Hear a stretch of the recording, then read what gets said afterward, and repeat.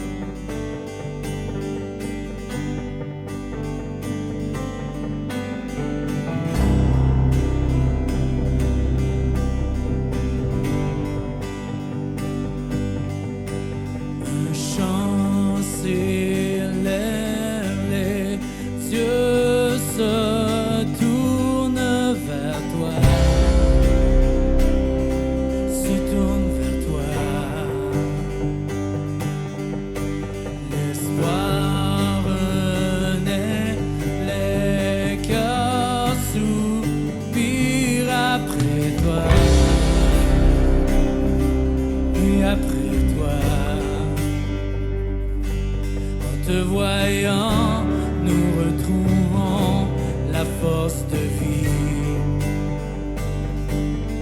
Quand nous sommes en ta présence, nos craintes fuient, elles s'enfuient.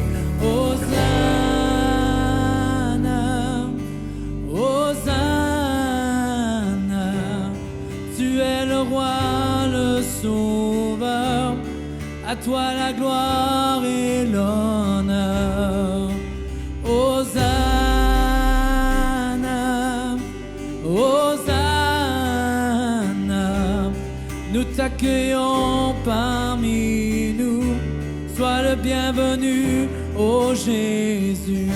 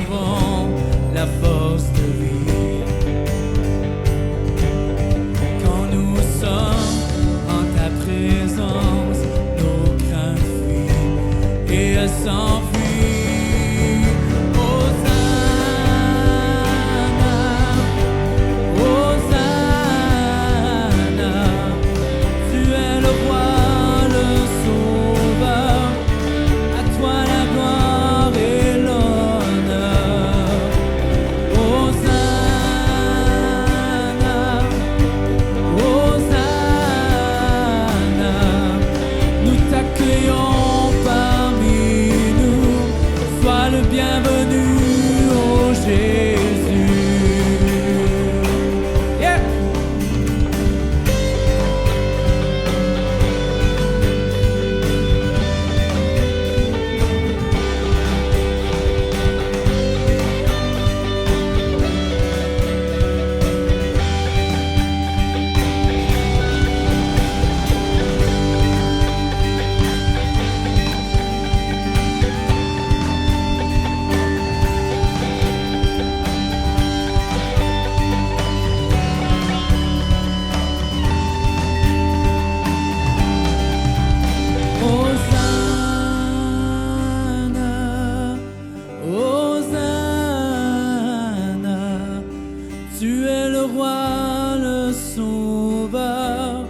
À toi la gloire et l'honneur. Tu es le roi, le sauveur. À toi la gloire et l'honneur. Tu es le roi, le sauveur. À toi la gloire et l'honneur. Tu es le roi, le sauveur. À toi la gloire et l'honneur. Nous t'accueillons parmi nous. Sois le bienvenu, oh Jésus. Oui, nous t'accueillons parmi nous. Sois le bienvenu, oh Jésus. Oui, nous t'accueillons parmi nous.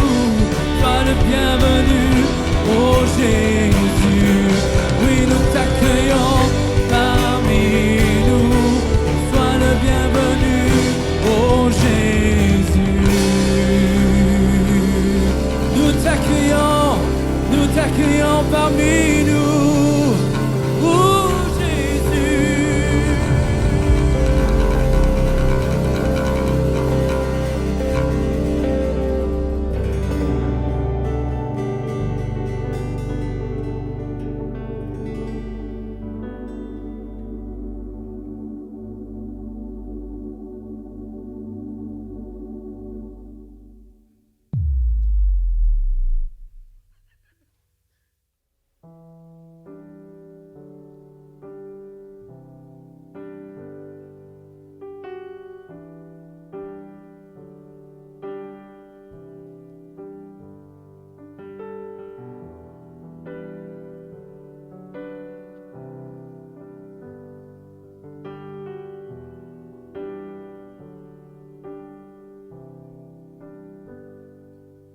Que le roi de mon cœur soit la montagne où je cours, la fontaine où je bois, oh il est mon chant.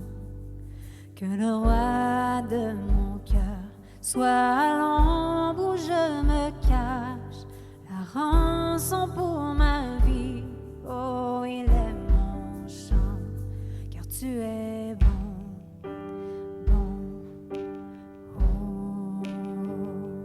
Tu es bon,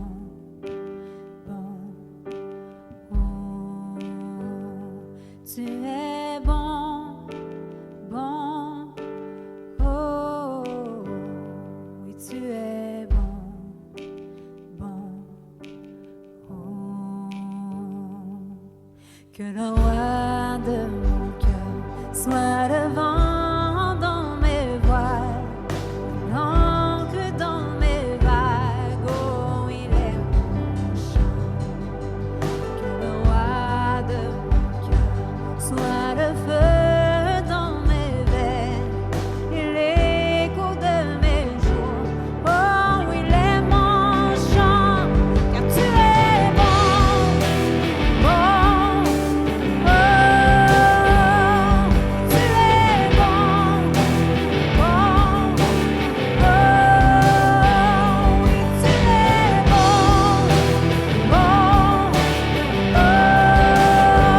oui tu es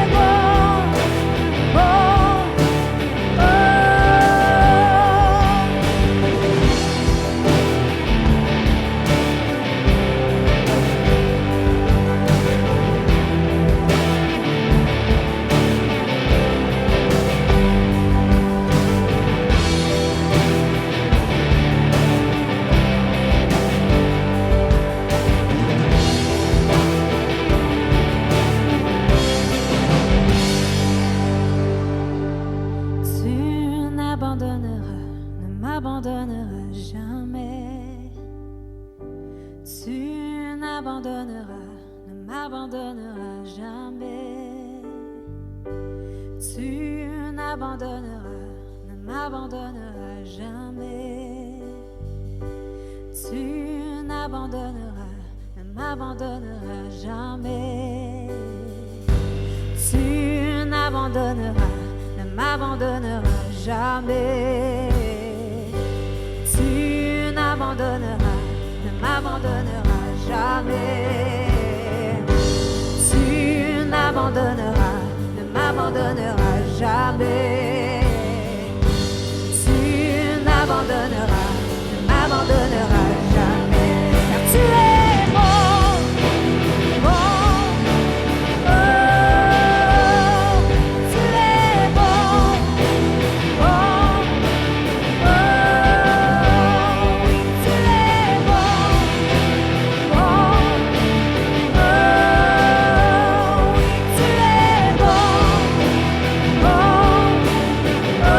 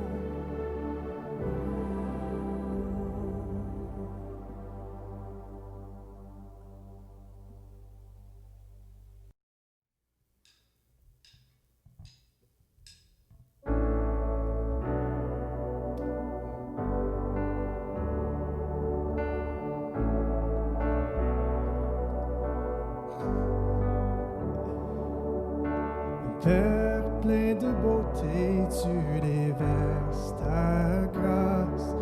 Tu m'as sorti des ténèbres, tu m'as rempli de paix. Dieu de compassion, mon secours dans la détresse. Je ne peux que chanter. Tu es fidèle. Tu es fidèle à tout jamais. Tu es fidèle. Toutes tes promesses, oui et amen. Toutes tes promesses, oui et amen.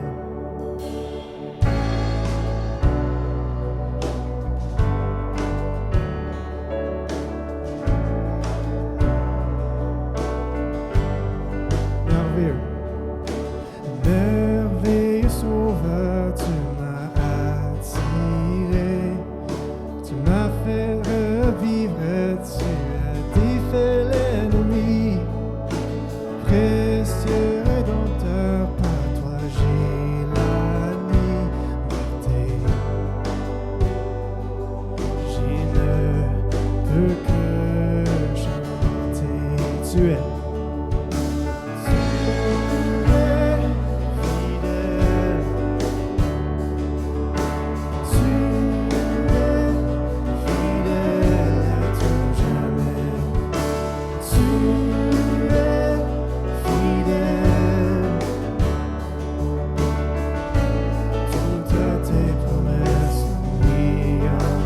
Tu es fidèle. Tu es fidèle. Tu es fidèle à tout jamais. Tu es fidèle. Toutes tes promesses, oui, amen.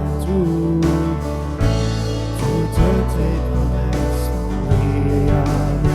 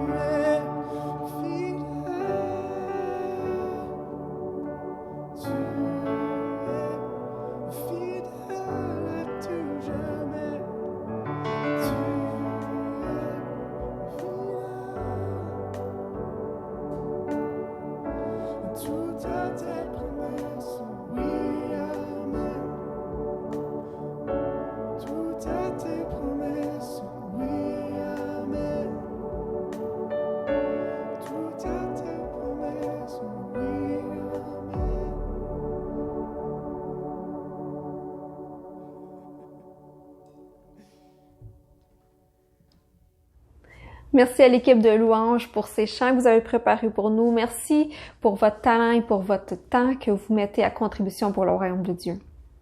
Ici à Quatre Chauffeurs Montréal, on a une mission et on souhaite toujours apporter les gens à vivre et à expérimenter la présence de Dieu qui peut transformer notre vie. J'espère que c'est votre expérience en écoutant ces réunions avec nous.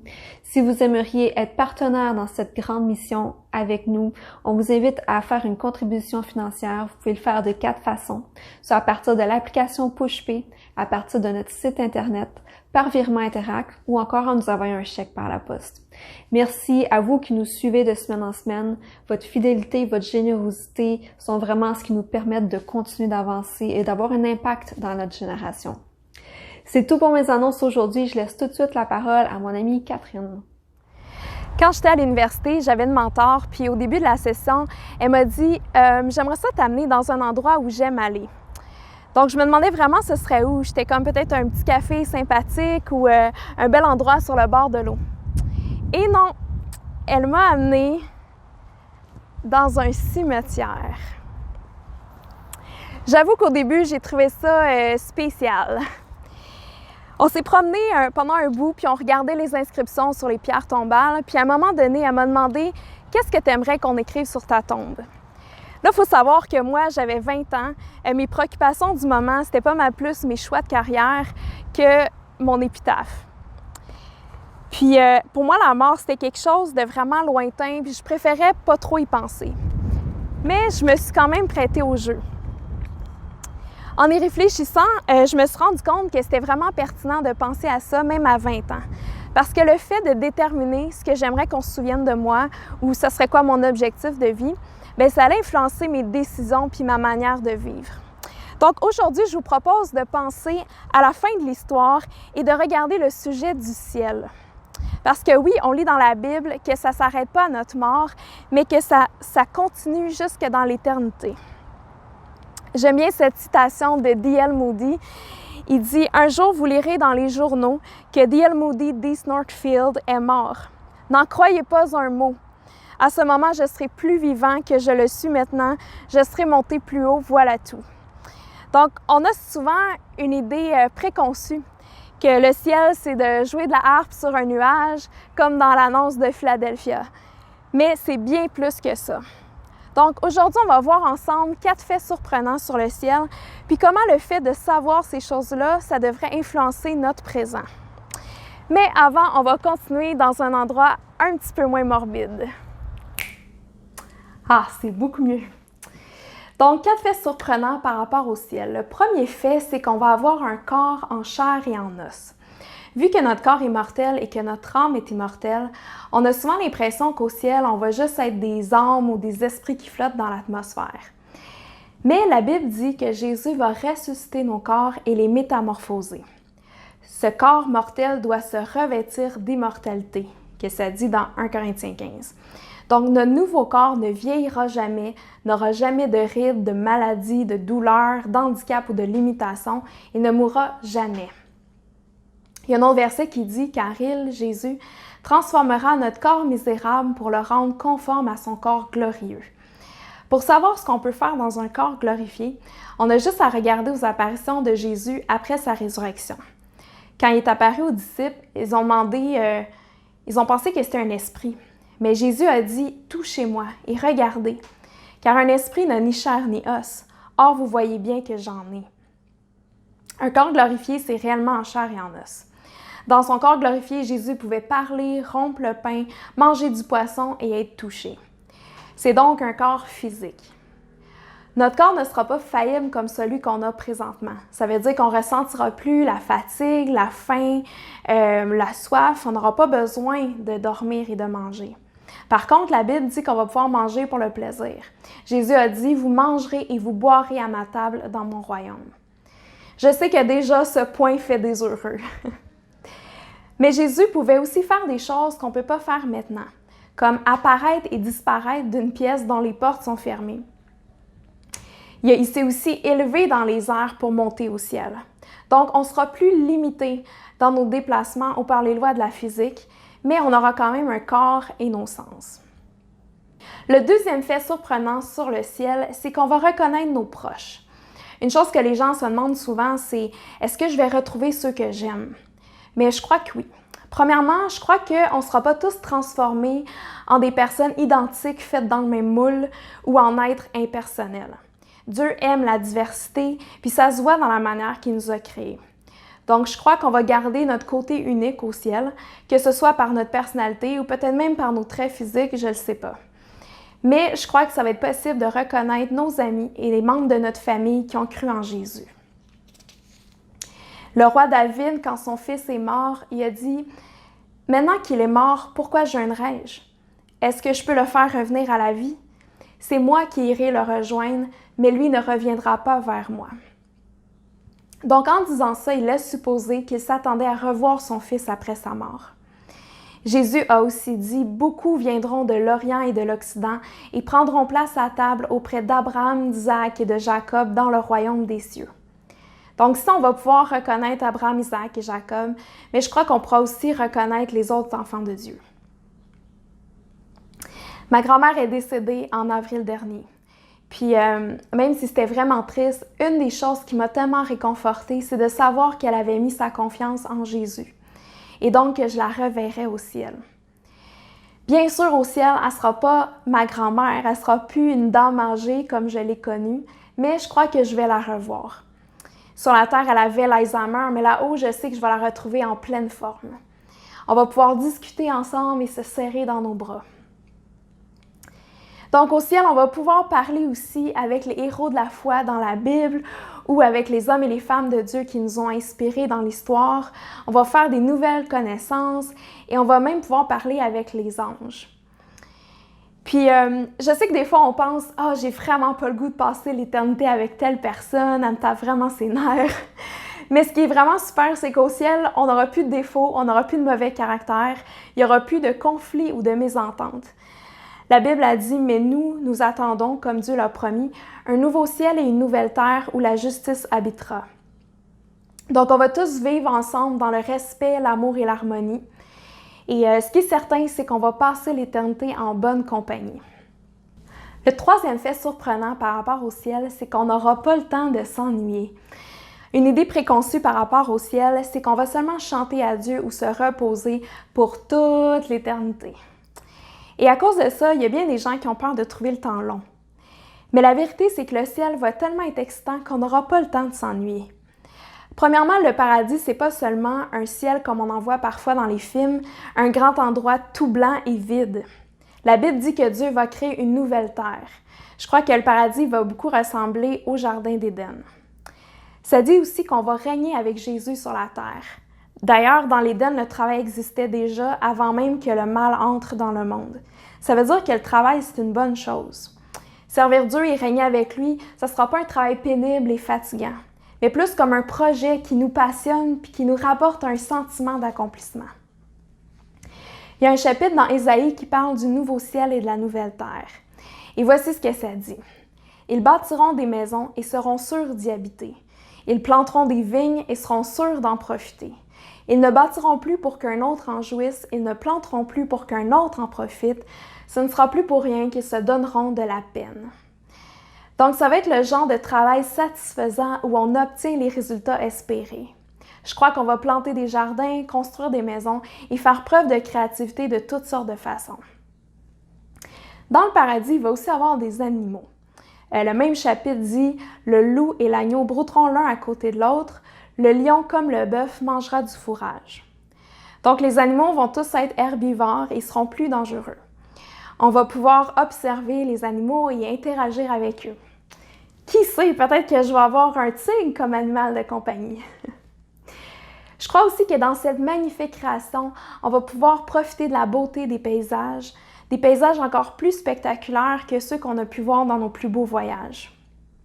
On va pouvoir apprendre directement du Créateur tant de choses sur la science, sur la nature, découvrir chaque jour.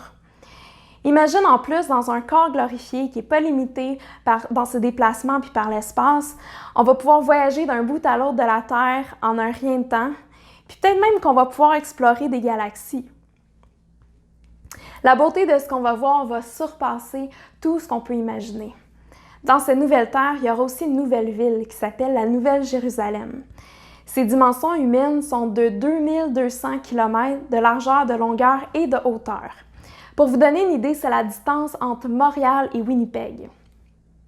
Pour décrire cette ville-là, la Bible parle de fondements en pierre précieuse, de portes faites d'une seule perle, de rues en or si pur qu'il est transparent et de la lumière de Dieu qui éclaire tout ça.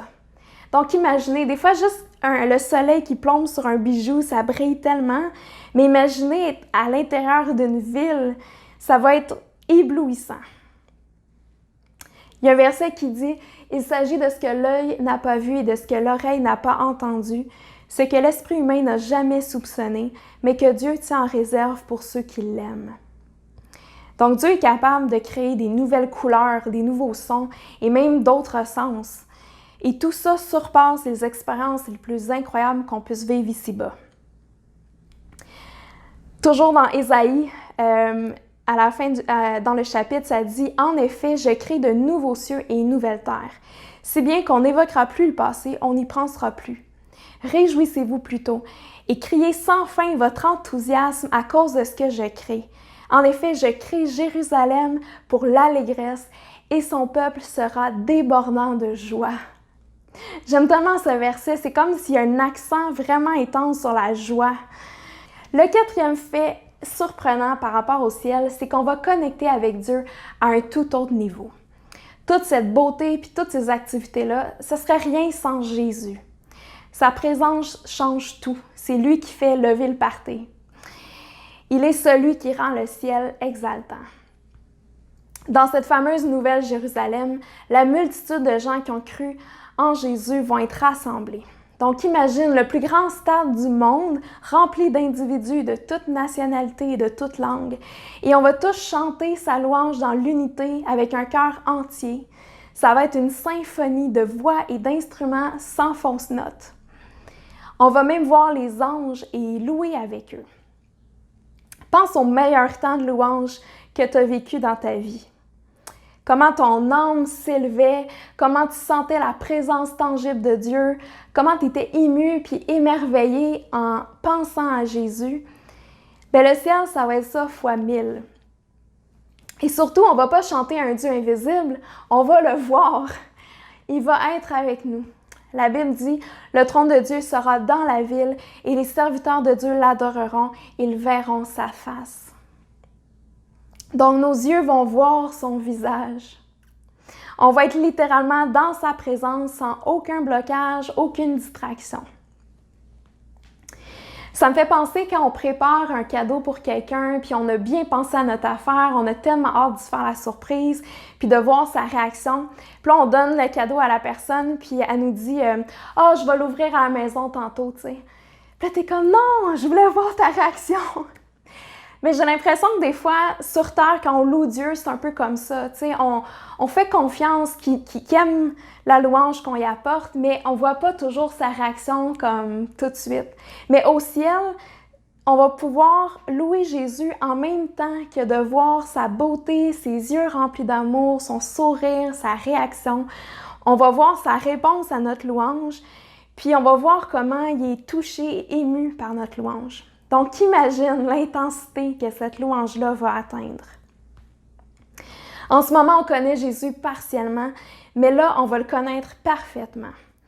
Je crois qu'il va y avoir des moments où, oui, on va louer tous ensemble dans la ville, mais d'autres moments aussi où est-ce qu'on va interagir avec lui.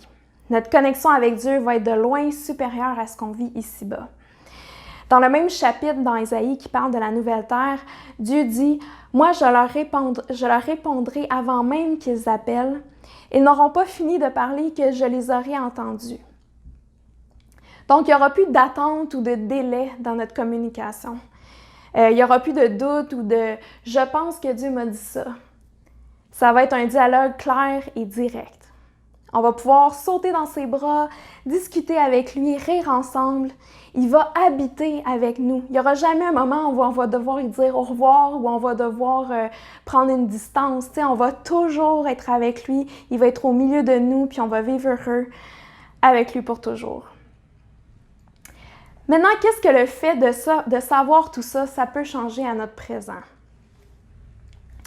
Sur la terre, on retrouve autant du bien que du mal. Il y a des maladies et de la guérison, il y a de l'injustice et de l'entraide, il y a du racisme et des gestes héroïques, il y a de la haine et de l'amour. Mais après cette vie, Dieu va complètement séparer le bien du mal.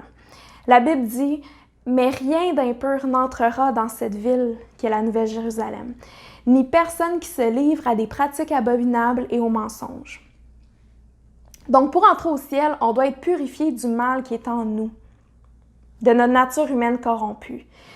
Personne n'a de parcours sans faute. On a tous besoin d'être libérés. Et Dieu nous aime tellement qu'il nous voulait avec lui pour l'éternité. Alors, il a pourvu un moyen pour nous purifier et nous changer. Et son moyen, c'est le seul moyen. C'est qu'il a envoyé son Fils Jésus sur terre. Jésus, lui, a eu un parcours sans faute. Il était pur et parfait, il n'a jamais rien fait de mal.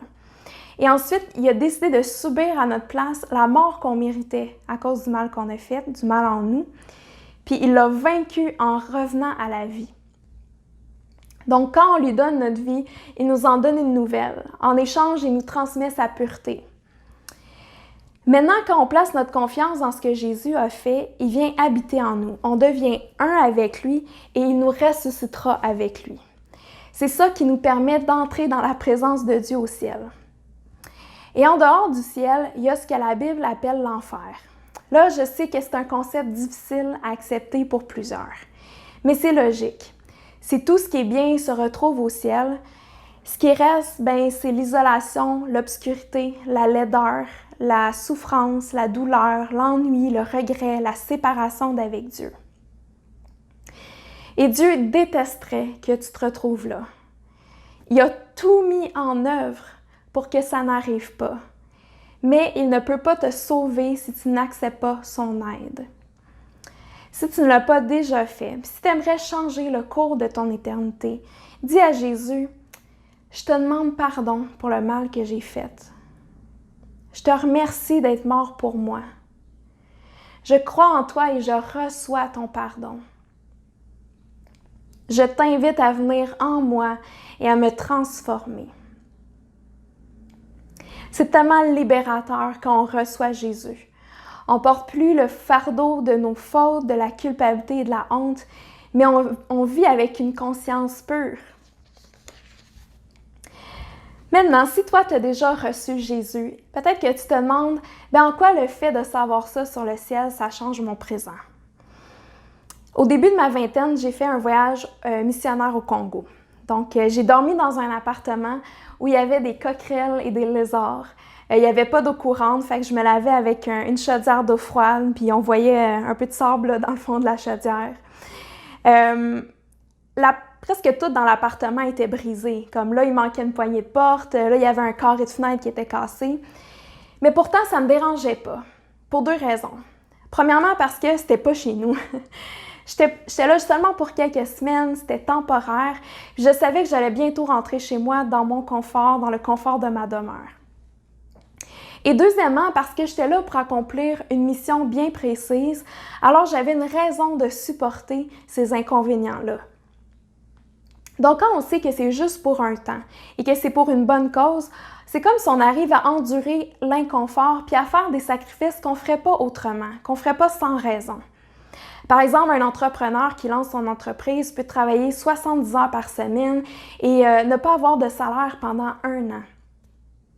Puis il le fait parce qu'il y a une vision à long terme, puis il est convaincu que ça va rapporter en bout de ligne.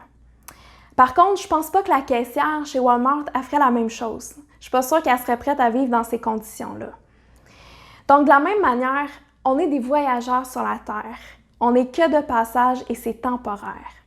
Notre vraie maison, c'est le ciel. En plus, Jésus nous confie une mission et c'est de participer avec lui à amener le plus de gens possible à la maison. C'est pour ça que je pense qu'on devrait penser au ciel plus souvent. C.S. Lewis a dit « Un regard continuel sur le monde éternel n'est pas une façon de fuir la réalité ou un vœu pieux, mais l'une des choses qu'un chrétien est censé faire. » Quand on pense au ciel et qu'on médite sur ça, c'est comme si le ciel devient vraiment une réalité tangible pour nous. Et ça influence nos décisions et notre manière de vivre. Puis dans ce temps-là, il y a 2 choses qui deviennent plus importantes que tout le reste. Premièrement, Jésus et deuxièmement, les gens. On veut connaître intimement celui avec qui on va passer l'éternité. Puis on cherche aussi à aimer les gens, à encourager les autres croyants qui sont en cheminement et à inviter nos amis à se joindre à nous. Bien sûr, ça ne veut pas dire qu'on ne peut pas apprécier notre vie sur Terre ou même faire des projets, mais on garde toujours l'éternité en arrière-pensée pour s'assurer de garder nos priorités à la bonne place. Billy Graham a dit « J'ai lu la dernière page de la Bible, tout est bien qui finit bien ». Donc, quand on sait que ça finit bien, on a plus d'endurance pour supporter les inconvénients ou l'inconfort du présent. Ce qui est bien aussi avec cette perspective éternelle, c'est qu'il n'y a rien d'extérieur qui peut m'empêcher d'atteindre mon objectif. Même si c'était le chaos mondial, je pourrais continuer d'investir dans ma relation avec Dieu et investir dans les autres.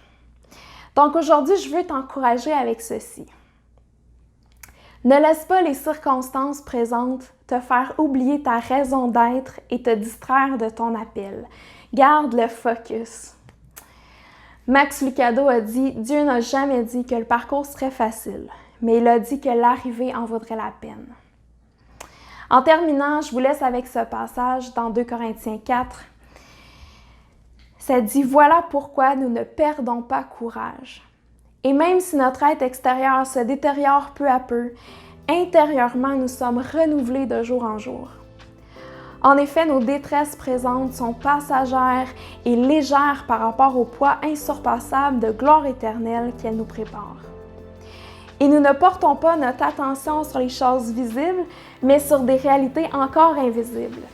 Car les réalités visibles ne durent qu'un temps, mais les invisibles demeureront éternellement.